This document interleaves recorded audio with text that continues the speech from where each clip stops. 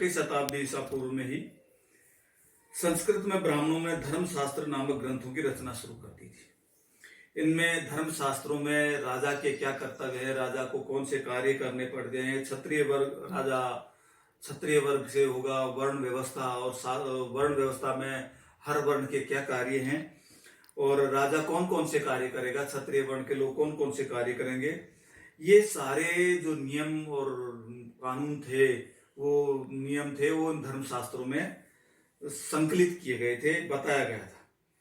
शासकों का काम किसानों, व्यापारियों और शिल्पकारों से कर और भेंट वसूलना माना जाता था और कभी कभी मालूम पड़ता है कि वनवासियों और चरवाहों से भी विभिन्न प्रकार के कर वसूले जाते थे।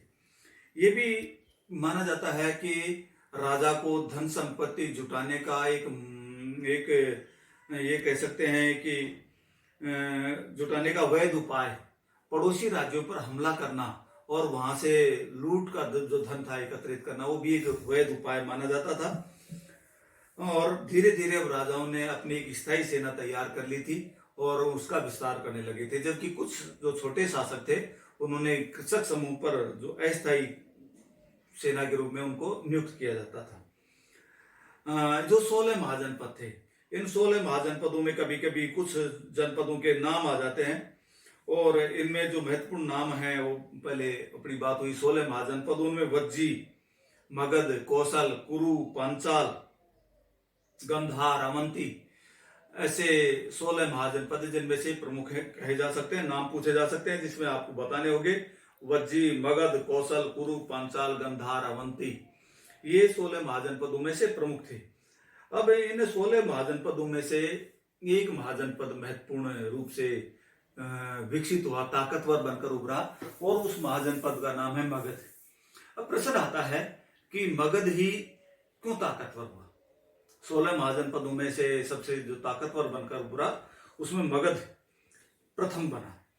छठी शताब्दी ईसा पूर्व से मगध सबसे शक्तिशाली महाजनपद बन गया और आधुनिक इतिहासकार इसके कई कारण बताते हैं, जिनमें सबसे महत्वपूर्ण बात है कृषि उत्पादन की श्रेष्ठ स्थिति।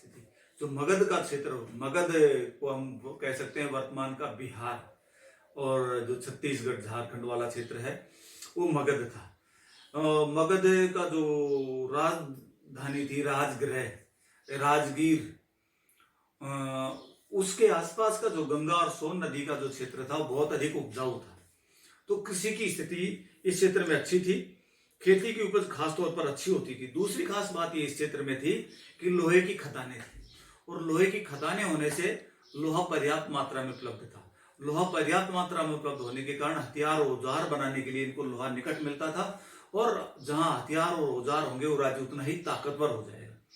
इसलिए भी दूसरा कारण कह सकते हैं लोहे की खदानें थी, जिसे हथियार औजार बनाए जाते थे जो युद्ध के काम में आते थे, तो मगध ताकतवर बन गए। एक और खास बात थी, इसके आसपास घने जंगल भी थे और इन जंगलों में हाथी बहुत थे। सेना में ही हाथी काम में आते थे। वर्तमान में कह सकते हैं कि टैंक के रूप में, वर्तमान की जो युद्ध प्रणाली उसमें टैंक जो काम करते हैं, उस समय हाथी टैंक के रूप में काम करते थे। उन पर योद्धा भी बैठ सकते थे और पैदल सैनिकों के बीच दौड़ा दिया जाता था। तो मगध के जंगलों में, राजगृह के आसपास जो घने जंगल थे उनमें ये हाथी बहुत उपलब्ध थे जो सेना के महत्वपूर्ण अंग थे। इसके अलावा गंगा और उसकी जो उपनदियां थी, सोन और दूसरी उपनदियां थी, वो आवागमन के लिए रास्तों का उपयोग होता था उनका। वर्तमान में जैसे सड़कें और रेल का उपयोग होता है, वो गंगा और उसकी उपनदियों के लिए आवागमन के रास्तों के रूप में उनका उपयोग होता था। आरंभिक जो जैन और बौद्ध लेखक हैं वो ये ग्रंथों में वो ये भी लिखते हैं कि इस क्षेत्र के जो शासक हुए वो बड़े परिश्रमी और मेहनती और महत्वाकांक्षी शासक हुए, जिनमें बिंबिसार, अजातशत्रु और महापदम नंद जैसे शासक कौन कौन से? बिंबिसार, अजातशत्रु, महापदम नंद जैसे महत्वाकांक्षी और योग्य शासक हुए, जिन्होंने अपनी नीतियां अपने मंत्रियों के माध्यम से लागू की और इस कारण से मगध एक श्रेष्ठ राज्य बन गया। प्रश्न आ जाता है तो आपको 4-5 कारण आपको लिखने होंगे। खेती की अच्छी दशा, लोहे की खदानों की उपलब्धता, हाथियों का मिलना, गंगा और उसके उपनदियों के आवागमन के रास्ते और योग्य और महत्वाकांक्षी शासक। इन सब कारणों से मगध एक ताकतवर और समृद्ध राज्य बन गया। जो मगध की राजधानी राजगृह या राजगाह प्राकृत भाषा में कहा जाता है, उसे प्रारंभिक राजधानी थी, जिसका अर्थ है राजाओं का घर। चारों तरफ पहाड़ियों से घिरी हुई थी, बहुत सुरक्षित स्थिति में थी। बाद में 4वीं शताब्दी ईसा पूर्व में पाटलिपुत्र को राजधानी बनाया। पाटलिपुत्र वर्तमान का पटना शहर, जिसे गंगा के रास्ते आवागमन के मार्ग में उसकी महत्वपूर्ण अवस्थिति थी, जो गंगा के किनारे स्थित थी। अब ये कहें कि भाषा और लिपियां, आपने पहले जो पढ़ा है प्रिंसेप और प्रियदर्शी, जो अभिलेख मिले हैं वो ब्राह्मी में मिले हैं, और कुछ पश्चिमोत्तर भाग के अभिलेख आरमाइक लिपि में, खरोष्ठी लिपि में मिले। खरोष्ठी और ब्राह्मी, देखो कितना, थोड़ा सा भाषा का अध्ययन करें तो ये नाम भारतीय मनीषियों द्वारा दिए गए हैं। ब्राह्मी लिपि अर्थात जो ब्रह्मा के मुख से उत्पत्ति हुई है, जो ब्राह्मणीय कार्यों में ग्रंथों में लिखी गई है, वो ब्रह्मा से उत्पत्ति है। और खरोष्ठी आपको किसी दूसरी भाषा के लोग मिल जाएंगे, जैसे आपको तमिल के लोग मिलेंगे या कोई विदेशी मिलेंगे, और आपसे बातचीत करेंगे तो आपको उनकी भाषा कैसे समझ में आएगी, तो आप उनकी मजाक उड़ाओगे ना, मजाक बनाएंगे उनको। तो खरोष्ठी ये विदेशी लोगों की भाषा थी, विदेशी लोगों की लिपि थी। हो सकता है यूनानी और यूरोपीय लोगों की, जो उस समय के लोग आए होंगे, उनकी लिपि थी, और ये भारतीय लोगों की समझ में नहीं आती थी, इसलिए इसको नाम दिया खरोष्ठी। खर का मतलब गधा, ओष्ठ का मतलब ओष्ठ, गधे के मुख वाली भाषा। इस तरह अंतर है। तो पश्चिमोत्तर के जो अभिलेख हैं वो खरोष्ठी, अरमाइक और यूनानी लिपि में मिले हैं, और बाकी ब्राह्मी लिपि में मिले हैं। अब कह सकते हैं कि आरंभिक साम्राज्य, आरंभिक साम्राज्य अर्थात मौर्य साम्राज्य। मौर्य साम्राज्य जो भारत का आरंभिक साम्राज्य था, और उसका पहला शासक चंद्रगुप्त मौर्य 321 ईसा पूर्व में राजा बना। यही वो काल था जब सिकंदर के हमले भारत पर हो रहे थे, और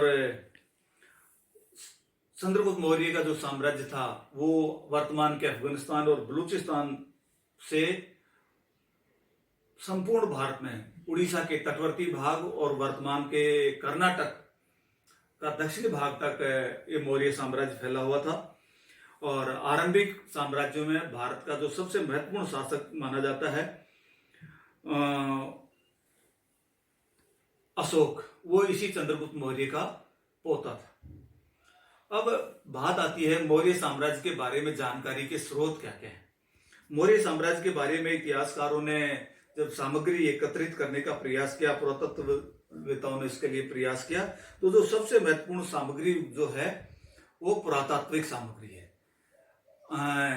पुरातात्विक सामग्री में मौर्य काल की मूर्तियां, जो बहुत सुंदर मूर्तियां बनी हुई है, जैसे हमारा अशोक स्तंभ जो है, अशोक 4 शेरों वाली जो मूर्तियां हैं वो मौर्य काल की है। जो एक स्तंभ पर एक सांड की मूर्ति बनी हुई है, वो मौर्य काल की बनी हुई है। तो बहुत शानदार मूर्तियां उस काल में बनी, बहुत अच्छे द्वार बने उस काल में। इसके अलावा मौर्य काल के इतिहास के पुनर्निर्माण, उस समय की जो समकालीन रचनाएं थी वो भी महत्वपूर्ण सिद्ध हुई। माना जाता है कि यूनान का राजदूत मैगस्थनीज चंद्रगुप्त मौर्य के दरबार में रहा, और उसने एक पुस्तक लिखी। पुस्तक का नाम है इंडिका। इंडिका में उसने जो मौर्य दरबार में और वहां देखा वो लिखा। खैर इंडिका मूल पुस्तक तो उपलब्ध नहीं है, लेकिन उसके विवरण अन्य ग्रंथों में उपलब्ध हैं। दूसरा जो ग्रंथ लिखा माना जाता है, जो कि चंद्रगुप्त मौर्य का जो प्रधानमंत्री था चाणक्य या कौटिल्य, उन्होंने अर्थशास्त्र पुस्तक और इंडिका से मौर्य काल के बारे में महत्वपूर्ण जानकारियां मिलती है। इसके अलावा मौर्य शासकों का उल्लेख जैन बौद्ध ग्रंथों, पौराणिक ग्रंथों और संस्कृत वांग्मय में भी मिलता है। इसके अलावा पत्थरों के स्तंभ अभिलेख पर भी बहुत से जानकारी उनके बारे में मिली है। उस समय के सिक्के मिले हुए। और एक खास बात है, अशोक का जो चंद्रगुप्त मौर्य का पोता और बड़ा सम्राट माना जाता है अशोक, उसने अपने धर्म प्रचार के लिए विभिन्न अभिलेखों पर अपनी नीतियों को लिखवाया। अभी एक छात्र ने प्रश्न पूछ लिया था ऑनलाइन कि धम्म से आप क्या क्या अभिप्राय है। और मैंने उसको बताया भी था, धम्म अशोक की धार्मिक नीति थी, और ये कह सकते हैं धर्म का पाली शब्द है ये धम्म। और इसमें धर्म में कोई विशेष प्रकार के पूजा पद्धति, अनुष्ठान पद्धति नहीं थी, एक सामान्य नैतिकता की बातें थी जो अशोक करता था। उसमें उसने पॉलिश करे हुए गोल स्तंभों पर, बड़े शानदार स्तंभों पर उसने धर्म के प्रचार के सिद्धांत लिखवाए, जिसके बारे में मिलता है कि उसमें लिखा है कि बड़ों का आदर करो, सन्यासियों और ब्राह्मणों के प्रति उदारता, सेवकों और दासों के साथ उदार व्यवहार, और दूसरे धर्मों का सम्मान करो। ये सब अशोक के धर्म के हिस्से थे, जैसे अपने से बड़ों का सम्मान करना, सन्यासियों ब्राह्मणों का सम्मान करना, दूसरे धर्म के लोगों के प्रति उदार रहना, अपने सेवक और दास हैं उनके प्रति उदार रहना, ये सब अशोक के धर्म के कारक थे। ये नैतिकता के सिद्धांत कह सकते हैं।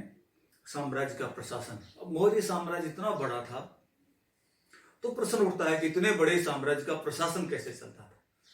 और इसके लिए जब हम देखते हैं तो ये मालूम पड़ता है कि मौर्य साम्राज्य के प्रशासन के 5 केंद्र थे, जिसमें एक राजधानी पाटलिपुत्र और इसके अलावा 4 प्रांतीय राजधानियां थी। इन 4 प्रांतीय राजधानियों में तक्षशिला, उज्जैनी, तोसली और स्वर्णगिरी। तक्षशिला जो वर्तमान के अफगानिस्तान में कह सकते हैं, तो ये सभी या तो नदी मार्गों पर स्थित थे या स्थल मार्गों पर स्थित थे, जो महत्वपूर्ण केंद्रों पर स्थित थे, और यहाँ से सेना का और प्रशासन का संचालन होता होगा।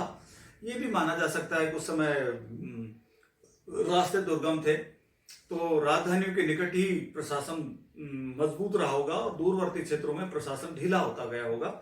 लेकिन ये कह सकते हैं कि आधुनिक जो पाकिस्तान का पश्चिमी प्रांत, पश्चिमोत्तर सीमा प्रांत से लेकर आंध्र प्रदेश, उड़ीसा, उत्तरांचल से लेकर कर्नाटक तक हर एक क्षेत्र में एक ही तरीके से उत्कीर्ण पत्थर के जो स्तंभ पॉलिश के मिलते हैं, वो मौर्य साम्राज्य के प्रशासन को संभव बताते हैं कि मौर्य साम्राज्य का प्रशासन कितना अच्छा था और कौन कौन से उसमें